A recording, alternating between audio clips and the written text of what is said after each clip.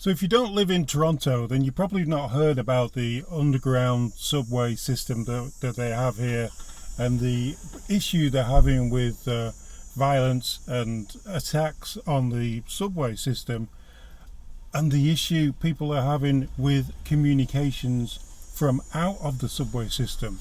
So ROGERS have turned around and said they're going to fulfill a communication link between them and ROGERS customers, but they're not going to include the link for other customers of other, like Bell Media or other different handlers, which there aren't many. It's only Bell Media and maybe Freedom and it's just a couple of others. It's such a huge monopoly.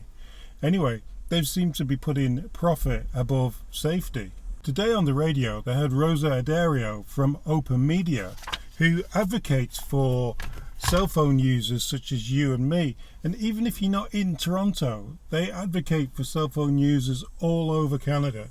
So if you're having issues in BC or Alberta or anywhere like that, these are the people that advocate for your cell phone usage and where you can use it and how you can use it.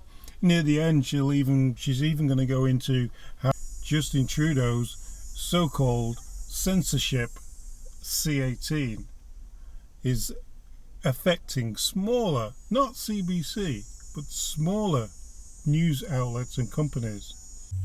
You know, it's not surprising that ROGERS is trying to kind of gain a local advantage with Toronto customers by holding on to that service exclusivity. It's the type of thing that we have come to kind of expect from these telecom providers. However, you know, there is already access to connectivity in the downtown core. So there is already that network that exists. So while ROGERS may say that they want to build out, you know, further infrastructure and they need time to do that, there's nothing stopping them from sharing access to the core network that exists now, which would provide millions of people who travel through that core every day access to 911 services and to contacting their loved ones. Exactly. But what do you think is preventing them from doing that? Really comes down to us listening to these petty squabbles between multi-million-dollar companies. And ROGERS has said that, you know, if they provide access to all services, it will slow down the ability to access emergency services. But updating the current services can come in tandem with providing access to the current infrastructure right now.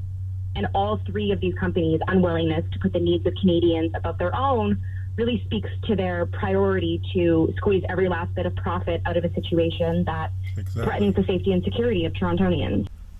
Yeah, exactly. It just feels like that people like me and people who watch these videos and comment and people who pay for the phones, they're just piggy in the middle. They're just caught in the middle of these conglomerates and just gotta pay. Yes, exactly. You know, Bell and TELUS are advocating for a shared network, but it is not all in altruistic faith. You know, they are doing so because they want the same access that ROGERS has, and they are all fighting tooth and nail to get a piece of the pie. So is there anything that cell phone users can do to fight this or fight any of these huge companies that, you know, we're paying the wages for? Or will the government have to step in? And what will your company do to help Canadians in this matter? Yeah, you know, it's kind of all of the above. So we as an advocacy group will continue to push forward to make sure that our government is paying close attention to this issue. And what we can really ask for from them is that the CRTC mandate access to the TTC infrastructure at fair cost and rate, honestly, just as they should to everywhere else in the country. We know that we pay some of the most expensive bills in the world for cell phone and internet access. And this is really a situation that highlights why it is not just a question of being able to check, you know, your Instagram feed or your Twitter feed. It really comes down to people's lives being at risk, and we need to have access to that essential connectivity. Thanks.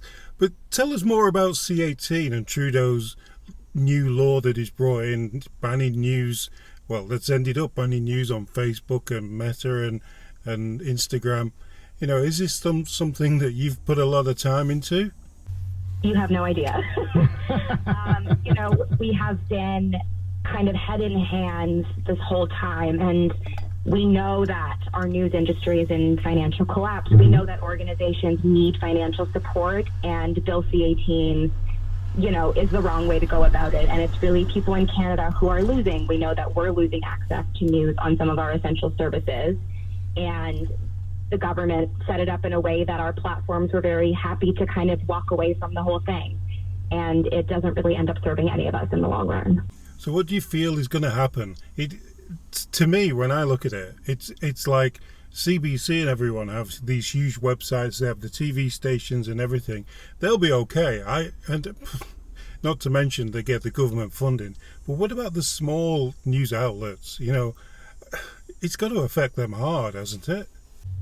You're absolutely right. Unfortunately, we did know this was going to happen. The way the bill was designed kind of made it inevitable, and it really will come down to those independent news sources and the journalists trying to provide us with, hard-hitting investigative journalism that doesn't fit into an easy clickbait title.